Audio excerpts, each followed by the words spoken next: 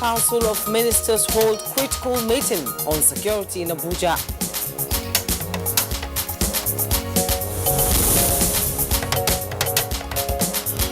All Progressives Congress lifts ban on suspended members.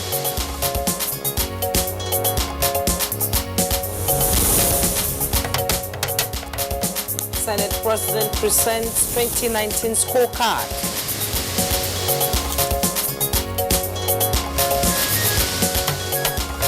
On Good Morning Nigeria today, we shall discuss matters arising from Nigeria's participation at the just concluded Aswan Forum in Egypt.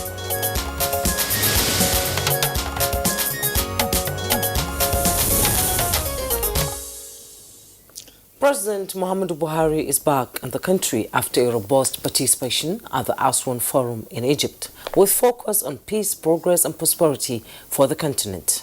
Yes, indeed, President Muhammadu Buhari honored the invitation from his Egyptian counterpart, President Al-Sisi, who is also the chair of the African Union. President Buhari, of course, had in his delegation state governors from Adamawa, Edo, and Yobe, as well as other top government functionaries. And the president then joined other leaders at the forum to x-ray matters of critical concern to the continent's development. Shockingly, the Aswan Forum was an initiative designed to set an agenda for sustainable peace and development in Africa. And there is no better time than the present moment to bring on peace as the precursor for the desired development. Well, there were several issues that were thrown up for discussion on the main agenda, as well also as on the sidelines. And Nigeria made good her participation through her talk on mediation in the Sahel region, as well as the counter-terrorism stance back home. Besides that, Kingsley, Nigeria equally lent her voice in the interconnecting directions to peace and development in the call for promotion of African-led solutions through strengthening policies and practices, which has been a passionate advocacy of the Egyptian president. Sure enough, Jumai. Now, it's been the recurring subject of his tenure as the chairman of the African Union. But also worthy of note is President Buhari's emphasis on massive investment in transportation infrastructure as a necessity for Africa's economic resurgence, especially on the heels of the African Free Trade Area Agreement, which was recently signed by the continent's leaders. Kingsley, the conversation goes on for other critical issues besorting the continent on the several tours of other African heads of state and government, Nigeria inclusive, to chart a path in working out AU's Agenda 2063. Now, on the sidelines of the Aswan Forum, President Muhammadu Buhari sat and then listened in on the discourse with regard to women's role in the peace-building process, a need also for the continent to come together and take a common position on women inclusivity in negotiating for peace and in conflict resolution. Well said, Kingsley. For the women and the role expected of them, this Aswan Forum initiative is a call to action on several discussions on the threats, challenges and opportunities. So we are asking what next for Nigeria after this parley. All right, and then what are also the areas of mutual interest for Nigeria's consideration and cooperation? Now, other questions, of course, will arise as we focus on the takeaways from the Aswan Forum on today's edition of Good Morning Nigeria. We'd like to thank you for tuning in. As always, we are broadcasting live on the network service of the Nigerian Television Authority. My name is Kingsley Osadolo. And I am Jumma Yusuf. Thank you so much for sharing your morning with us. As usual, the complimentary parts of the program shall be brought to you. Newspaper review, business and orders. In the meantime, we begin with the highlights of the morning news. And Nolene Abel Ame is our guide. Good morning, Nolene. Good morning, Jumma and Kingsley. Good morning, Nigeria. Here is the early morning news.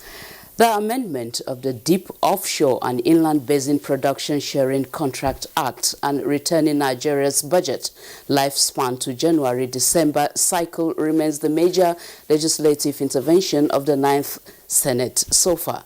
Most interestingly, the parliamentary process that produced these legislations were bipartisan.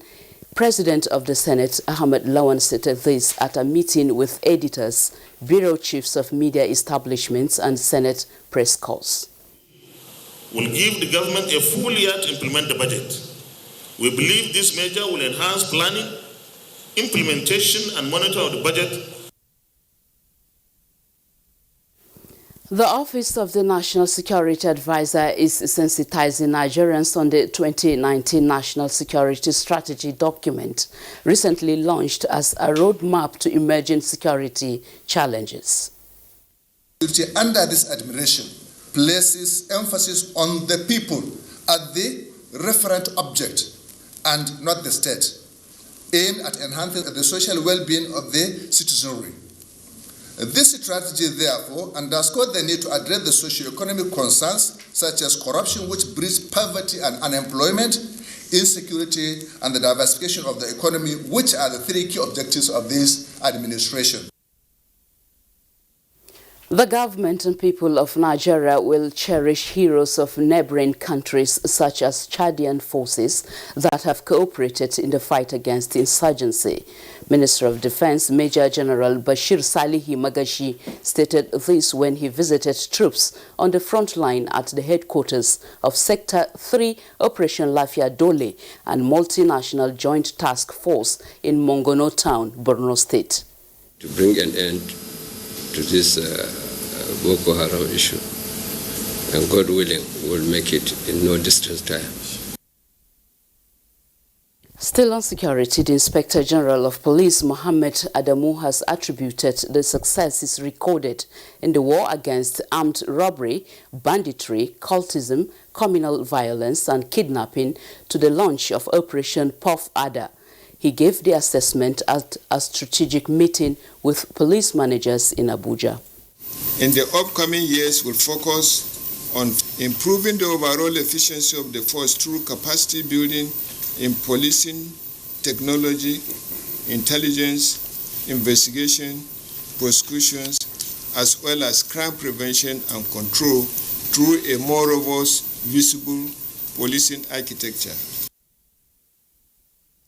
Concerned by the security situation in the Sahel region of the ECOWAS, the Council of Ministers of the 15 member nations is holding a critical meeting in Abuja with a view to assess and provide solutions to the region's numerous challenges. It's compelling on us to have a vibrant and prosperous region that will bring development and better livelihood to our citizens. The National Working Committee of the All Progressives Congress has lifted the suspension on Governor Rotimi Akeredolu, Senator Ibikunle Amosun, Senator Rochas Okorocha, Mr. Osita Okechukwu, and Pastor Usani Uguru Usani. The National Publicity Secretary of the party, Lanre Isa Onilu, in a statement says this is in line with the party's deliberate policy of fairness and actions targeted at ensuring harmony within the party across the country.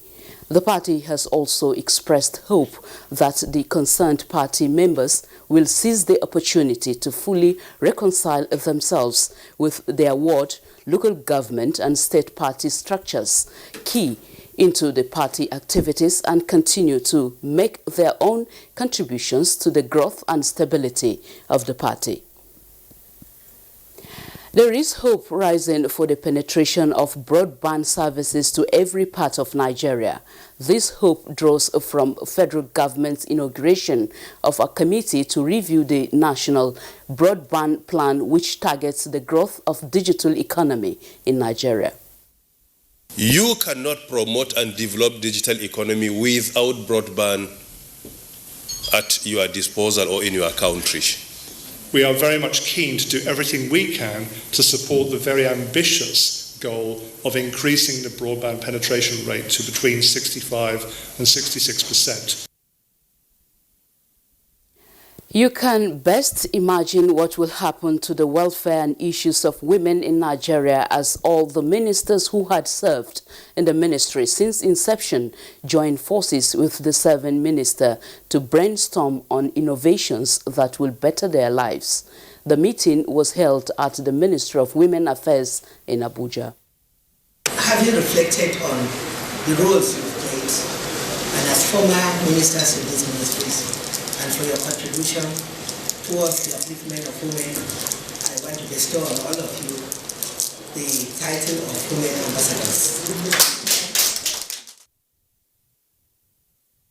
The Northern Governors Forum has felicitated with President Muhammadu Buhari, GCFR, Commander-in-Chief of the Armed Forces of the Federal Republic of Nigeria, as he marks his 77th birthday. In a congratulatory message, Chairman of Forum and Governor of Plateau State, Simon Bako Lalong, said President Buhari has demonstrated unparalleled leadership, patriotism, integrity, sacrifice and courage in bringing genuine change to Nigeria. A statement by Director of Press and Public Affairs, Dr. Makud Simon Macham, says Governor Lalong emphasized that the honest and transparent leadership by the President and his achievements in the fight against corruption means that the future of Nigeria is being secured and guaranteed, even as the world continues to give the country its rightful place in the Committee of Nations. Governor Lalong assured the President of the renewed loyalty and cooperation of Northern governors to his administration, assuring him of their prayers, support and goodwill as he continued to lead the nation to the next level. The governors wished the President long life, good health, God's divine protection and wisdom. That's the news for now. Good Morning Nigeria continues with Jumai and Kingsley after this break.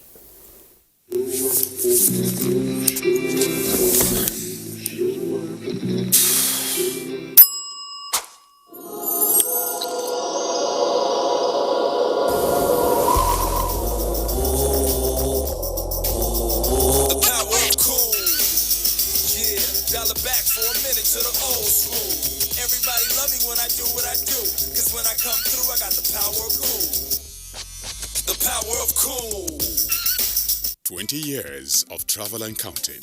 20 years of promoting tourism in Africa and diaspora. Over 3 million kilometers traveled. Over 30 African countries visited. Explored the diaspora in 4 continents. Connected over 100,000 happy tourists to Africa. Reached over 50 million homes. Igniting smiles across Africa and beyond. As Goge Africa turns 20, we thank you and invite you to join us in the quest for 20 must-visit destinations. International, you too can still be a partner. Call the numbers on your screen or info@gogeafrica.tv. Goge Africa, celebrating 2 decades of heritage, travel and tourism. Ha! Not so fast. Look, I'm tired. I want to check out of this country for greener pastures. Just calm down for a moment. Please sit down. Do you have a job where you're going to? No, but someone is arranging